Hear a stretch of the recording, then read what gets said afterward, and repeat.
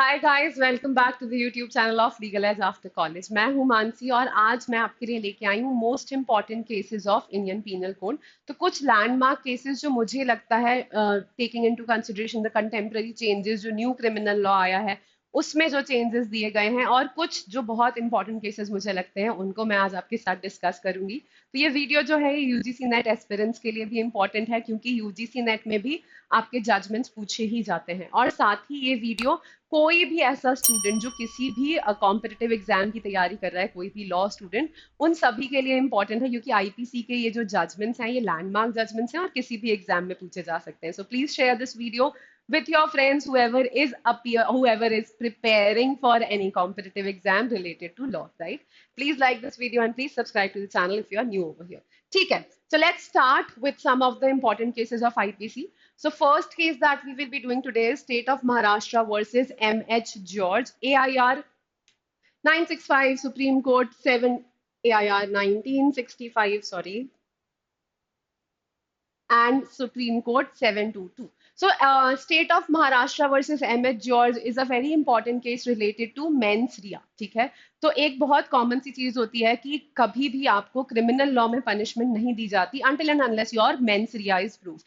But इस case में क्या हुआ था? इस केस में ये हुआ था कि एक इंसान था जो काफी सारा गोल्ड कैरी करके एक एयरपोर्ट पे उतरता है और कस्टम्स डिपार्टमेंट उसको पकड़ लेते हैं और वहां पर उसको एक पेनल्टी दी जाती है और फिर उसके अगेंस्ट एक स्मगलिंग का, गोल्ड स्मगलिंग का क्रिमिनल केस चलता है जिसमें उसको प्रोसिक्यूट कर दिया जाता है। तो वो यहाँ पर बोलता है कि जो उसके पास गोल्ड था वो उसका इंटेंशन उस गोल्ड को स्मगल करने का नहीं था और उसको ऑलरेडी एक पनिशमेंट दी जा चुकी है, तो उसको फिर से यहाँ पनिशमेंट नहीं मिलनी चाहिए। बट कोर्ट ने यहाँ स्पेसिफिकली बताया कि अगर किसी स्टैट्यूट में स्पेसिफिकली मेंस रिया को एग्जेम्प्ट करा हुआ है कि बिना इंटेंशन के भी उस सिचुएशन में आपको पनिशमेंट मिल सकती है, तो उन केसेस में आपको पनिशमेंट मिलेगी वेदर और not your mens Riya established और नॉट। एंड स्मगलिंग पर से इज सच अ ऑफेंस कि अगर आपका मेंस रिया नहीं एस्टैब्लिश होता है पर आपके पास इतनी सारी चीज पाई गई है, इतना गोल्ड पाया गया है, इतने ड्रग्स पाए गए हैं कि वो स्मगलिंग की डेफिनेशन में फॉल कर रहा है, तो उस सिचुएशन में आप लायबल होंगे। ठीक है,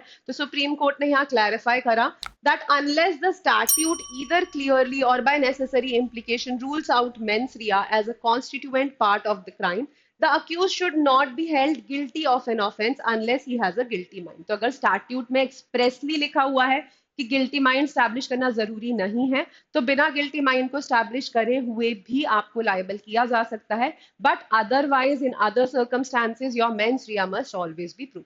second case which we have for today is Gopal Vinayak Godse versus state.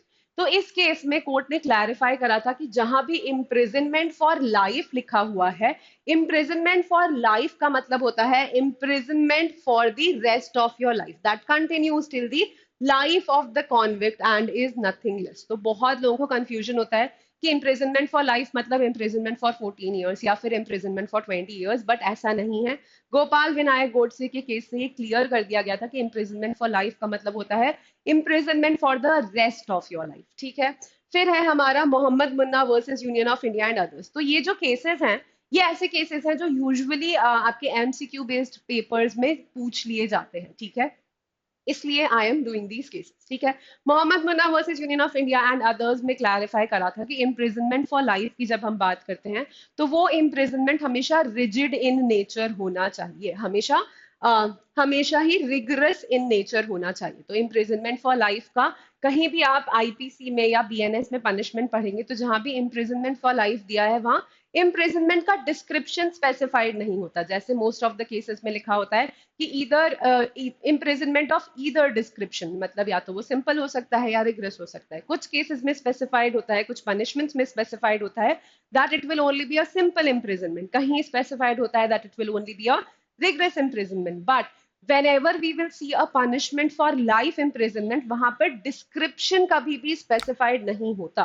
तो उसी को क्लैरिफाई करा था इस जजमेंट ने और इन्होंने कहा था कि जहां हम लाइफ इम्प्रिजनमेंट की बात करते हैं वहां इम्प्रिजनमेंट आपका हमेशा ही रिगरस इम्प्रिजनमेंट होगा। ठीक है, the next case is M'Naghten's case. तो मैकनॉटन्स केस एक इंग्लैंड का केस है, ब्रिटेन का केस था। तो M'Naghten was a person who had mental delusion, थोड़ा सा पागल था ये इंसान, थोड़ा अनसाउंड माइंड का था। और इसको लगता था कि इसकी लाइफ में जो भी अनसक्सेसफुल चीजें हो रही है या इसको सक्सेस नहीं मिल रही है, तो उसके पीछे ब्रिटिश के prime minister is liable for that, so he wanted to kill the prime minister of Britain. And in apprehension or thinking that the assistant of the prime minister of Britain is actually the prime minister, ये उसको गोली मार देता है, जो पीए है prime minister का, उसको ये गोली मार देता है और वो इंसान मर जाता है। बट इसको ऐसा लग रहा था कि ये गोली मार रहा है प्राइम मिनिस्टर को, ठीक है। तो यहाँ पर कोर्ट ने, हाउस ऑफ लॉर्ड्स ने ले डाउन करा था टेस्ट ऑफ इंसैनिटी कि किसको हम इनसेन इंसान बोल सकते हैं, ठीक है। तो कोर्ट ने कहा था कि सबसे पहले तो हमेशा ही हम ये प्रिज्यूम करेंगे, हमेशा ये प्रिज्यूम करा जाएगा कि कोई भी इंसान जो है वो इंसेन नहीं है, वो सेन है और वो केपेबल है कोई भी ऑफेंस करने के लिए। सेकंड टेस्ट जो इन्होंने बोला था कि अगर आप डिफेंस क्लेम करना चाहते हो इंसैनिटी का, तो आपको ये स्टैब्लिश करना पड़ेगा कि आपको नॉलेज नहीं था, जो एक्ट आप कमिट करने वाले थे उस एक्ट का आपको नॉलेज नहीं था, या फिर आपको उसके कॉन्सिक्वेंसेस का नॉलेज नहीं था। थर्ड चीज जो यहाँ पे बोली गई थी वो ये थी कि अगर ये प्रूव हो जाता है कि अक्यूज्ड कॉन्शियस था और अक्यूज्ड केपेबल था to understand what his acts were, या उसको जनरली पता है कि मर्डर क्या होता है और मर्डर एक पनिशेबल ऑफेंस है, तो उस सिचुएशन में हम ये मान लेंगे कि उसको पता था कि जो वो एक्ट करने जा रहा है उससे किसी की डेथ कॉज हो सकती है, विच इज मर्डर, और उसकी सजा मिलती है, then the person will be held liable. Fourth चीज जो ये बोली गई थी यहाँ पे, ये बोली गई थी कि इनसेन डेल्यूजन का जब कोई इंसान एक्सक्यूज लेना चाहता है, तो वो इनसेन डेल्यूजन कैसा होना चाहिए। वो इनसेन डेल्यूजन जो है उसमें the answers must where a person is under an insane delusion as to the existing facts, commits an offense in consequence thereof, the answer must depend on the nature of the delusion, but making the assumption that he labors under partial delusion only and is not in other respects insane, he must be considered in the same situation as to the responsibility as if the facts with respect to which the delusion exists were real। तो अगर कोई बोल रहा है कि उसको insane delusion है और अगर ये प्रूव हो जाता है कि उसको पार्शियल डेल्यूजन है, अगर वो ये बोल रहा है कि एक चीज मुझे समझ नहीं आती पर दूसरी चीज मुझे समझ आती है, तो that is not correct. If you are saying that you had insane delusion या फिर आप अनसाउंड माइंड के हो, if you are trying to make that defence, तो you should be completely unsound. ऐसा नहीं कि मर्डर बस मुझे समझ नहीं आता, बाकी सब चीजें मुझे समझ में आती हैं, that can not be an excuse. यहाँ पे कोर्ट ने साथ में ये भी बोला था कि अगर मेडिकल विटनेस को हम लेंगे इंसैनिटी के लिए, तो वो मेडिकल विटनेस या डॉक्टर वैसा डॉक्टर होना चाहिए जिसने अक्यूज्ड का एग्जामिनेशन करा हो before before the offence happened. तो ऑफेंस जब हुआ उसके पहले जिसने डिक्लेयर किया है कि accused is of unsound mind, उस मेडिकल विटनेस का हम यहाँ पर एग्जामिनेशन करेंगे या उस डॉक्टर की रिपोर्ट को हम ऐसे केसेस में एक्सेप्ट करेंगे, ठीक है। So this is a very important case related to insanity. Another important case related to insanity is DPP versus Beard. So Director of Public Prosecutor versus Beard. What happened in this case was that there was a watchman of a building and he was highly intoxicated. No, no, sorry. I got confused with another case. So DPP versus, one second. Yes, this is not related to unsoundness of mind. This is related to intoxication. My bad. ठीक है. So there was a watchman of a building and he was highly intoxicated. He was drunk. A girl was passing by. He takes that girl inside, rapes her, puts her hand on her mouth and a thumb on her neck, because of which she dies. ठीक है. And this person tries to take the exemption of intoxication. तो यहाँ पर court ने clarify करा कि जहां पर किसी इंसान ने where insanity, if the court said that even intoxication is a kind of insanity, और उन्होंने कहा कि अगर insanity इस तरीके की है जो प्रोड्यूस हो रही है intoxication से या drunkenness से, उस सिचुएशन में भी अक्यूज को हम चार्ज नहीं करेंगे, ठीक है। फिर बोला गया कि evidence of drunkenness which renders the accused incapable of forming specific intent essential to constitute the crime should be taken into consideration with the other facts। तो जब भी हम किसी का इंटॉक्सिकेशन का लेवल देखेंगे तो हम अदर फैक्ट्स के साथ उसको रीड करते हुए डिटरमाइन करेंगे that whether his level of intoxication was so high as to classify him into a insane person। क्या उसका लेवल ऑफ इंटॉक्सिकेशन इतना हाई था कि वो कुछ भी नहीं समझ सकता था, कि वो पागलों जैसे बिहेव कर रहा था, उसके बेसिस पे we will identify whether the person should get the defense of intoxication or not. Evidence of drunkenness falling short of approved incapacity, जहां पर जो आपका drunkenness का evidence है उससे हम ये नहीं prove कर पा रहे कि उसकी वजह से उसकी पूरी power to make a decision या power to understand the consequences of his acts is completely barred. उस सिचुएशन में अक्यूज को हम लाइबल करेंगे and the accused will be prosecuted as if the accused had the same violent passion and same violent intention. ठीक है, right. Now, this is a case related to private defense, Dominic Varke versus State of Kerala.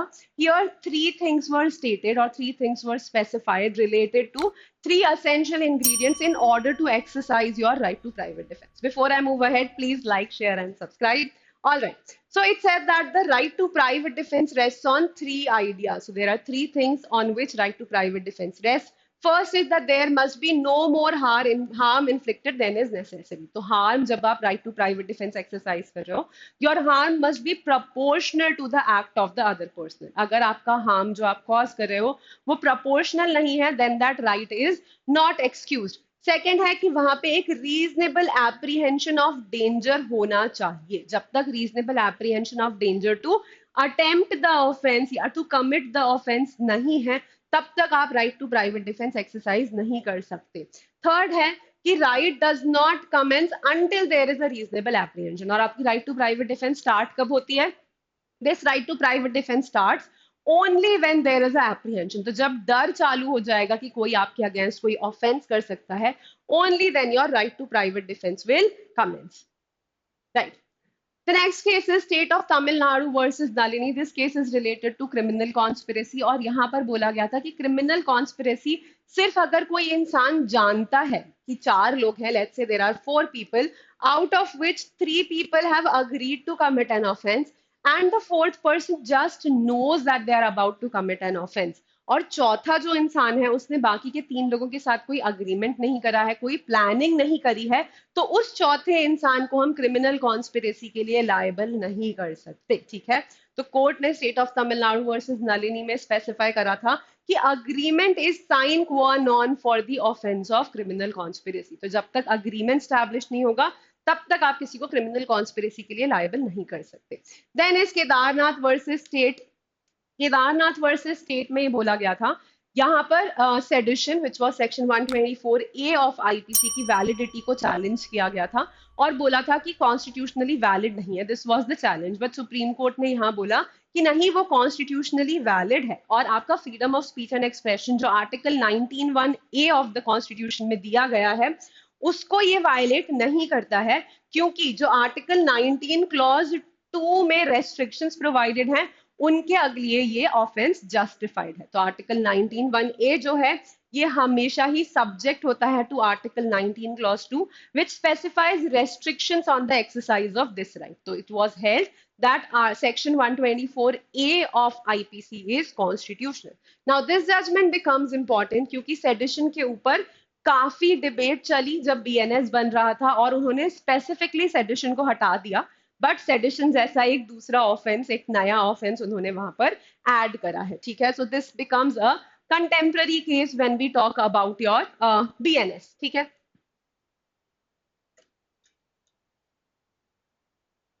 All right. Then the ninth case is Mehboob Shah versus Emperor. This is also known as Indus River case. यहाँ पर court ने common intention और similar intention के बीच में difference बताया था और court ने कहा था कि जब हम कॉमन इंटेंशन की बात करते हैं तो प्रायर मीटिंग ऑफ माइंड, एक प्री अरेंज्ड प्लान और एक prior meeting of mind, consultation between all the persons constituting the group होना जरूरी है. ठीक है, और इन्होंने बोला था कि एसेंस ऑफ लायबिलिटी सेक्शन 34 में क्या होनी चाहिए? कॉमन इंटेंशन होना चाहिए, एक एक्ट होना चाहिए इन फर्दरेंस, एक एक्ट होना चाहिए इन furtherance of the common intention and it is necessary. All right, so this was held in Mehboob Shah versus Emperor. Okay, so there are a few other cases also which we have, but for that I will take up part 2 of most important cases of IPC and we will discuss those cases in the part 2 section of this video.